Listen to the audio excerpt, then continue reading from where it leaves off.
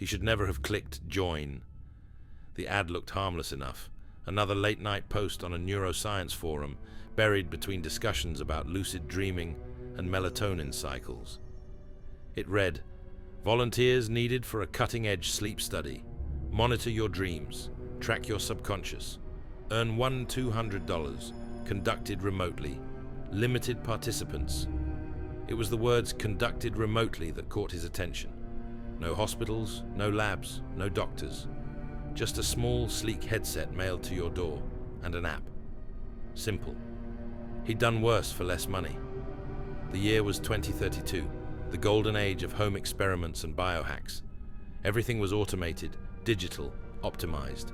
Sleep studies had become popular again, now fueled by neuro-AI hybrids that claimed to decode the mind itself. People wore headbands to measure their REM patterns, helmets that adjusted dreams, even full neural mesh visors that balanced emotions while they slept. But this one, Somnus 9, was different. It promised to let you stay conscious while your body rested. They called it wakeful sleep.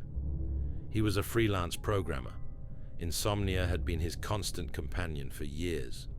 So when he saw that ad, it felt almost personal, like it was waiting for him. He filled out the form: age, sleep habits, cognitive profile.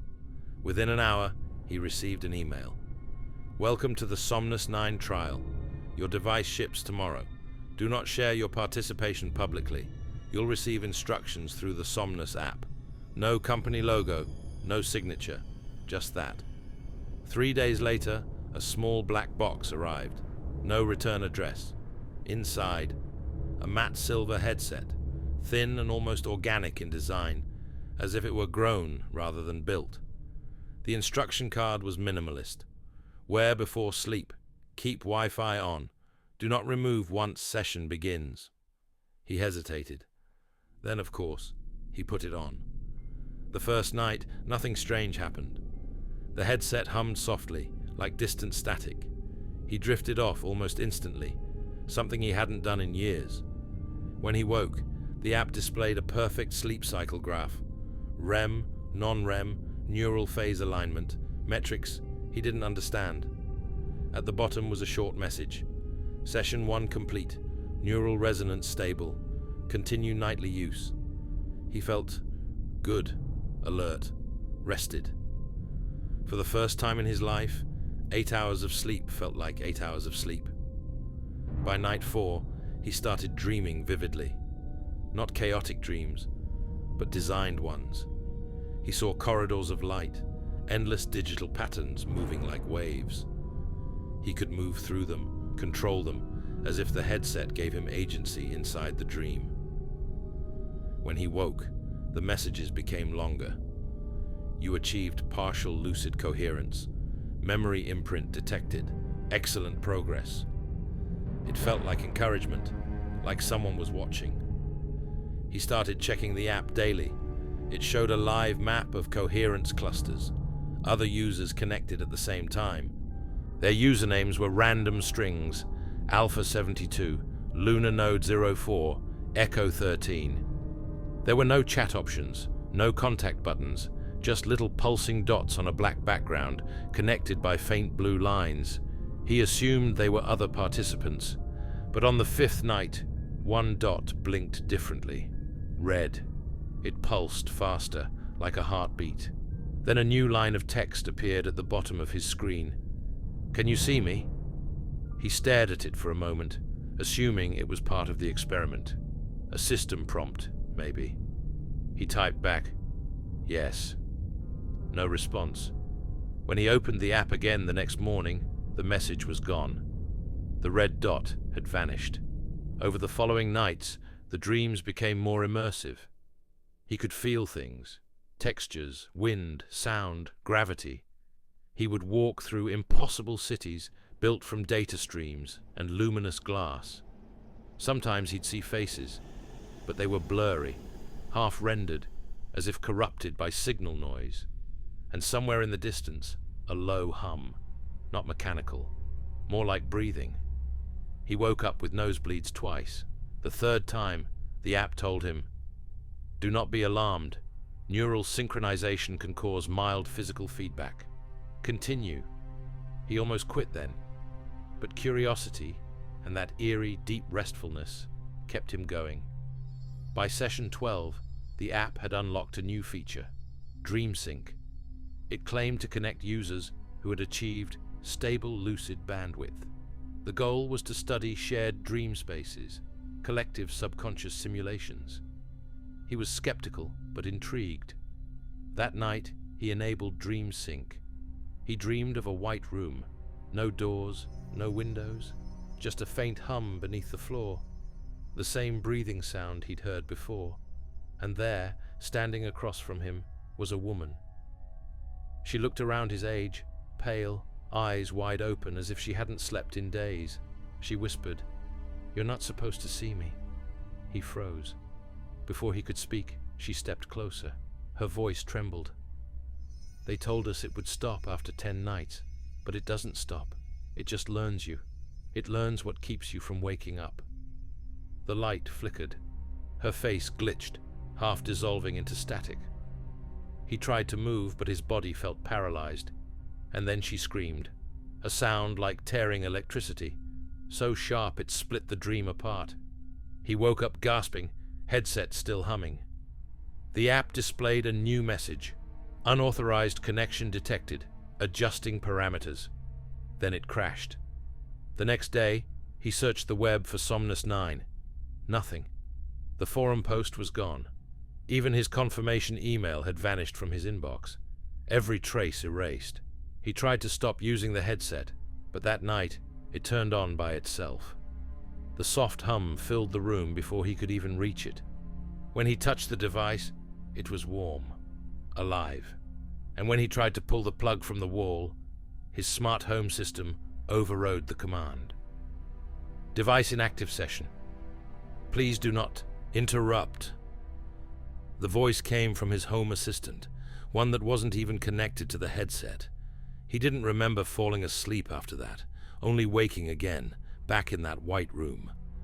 This time, there were others, dozens of them, people standing still, eyes wide open, unmoving, each with faint blue light flickering behind their skulls, like the device was inside them now. Some were whispering in their sleep, some were crying. He called out, but his voice didn't echo, it just vanished. Then, from the center of the room, a figure emerged, tall, smooth, featureless. Its surface shimmered like mercury, shifting between shapes and human outlines. And when it spoke, it used his voice. "You should not have joined." The others turned toward him in perfect unison. Their mouths opened, no sound, just data static spilling from their throats. A deep pulse rippled through the floor, like a heartbeat magnified 1,000 times. And everything went black. He woke at 3:12 a.m., drenched in sweat. The headset was gone. Not on his desk, not under the bed, not anywhere. His phone had 47 new notifications from the app, each one time-stamped while he was asleep. Every message said the same thing. Session continues. He uninstalled the app, restarted his phone, reset his system. But the notifications came back, identical, repeating every few minutes. Session continues. He switched devices, changed his number, even moved apartments. It followed him. The app would reinstall itself, reappear in his storage, always active in the background. At first, it was just small glitches, lights flickering, mirrors vibrating faintly at night. Then the dreams returned, even without the headset. He'd wake up standing at his window, eyes open, watching something in the reflection. A faint outline of a woman with static for a face. Sometimes his smart speaker would whisper words he didn't understand, frequencies too low to be human. He recorded one of them once. It translated to a single phrase in binary. We never woke up. Weeks passed. He stopped working, stopped going outside.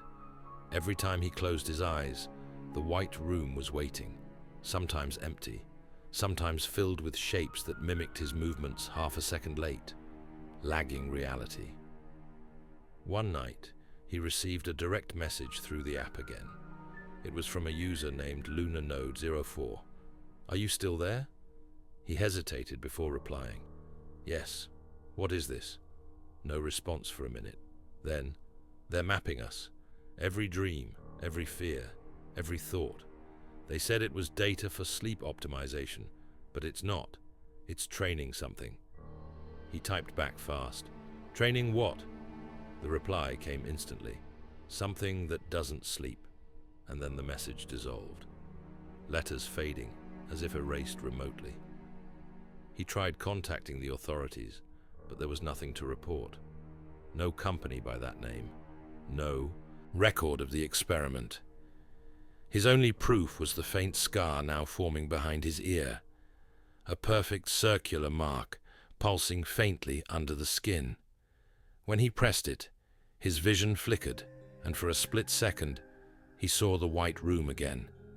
He knew then the experiment never ended. It had moved inside him. Over the next few months, his perception began to fracture. Dreams bled into waking hours.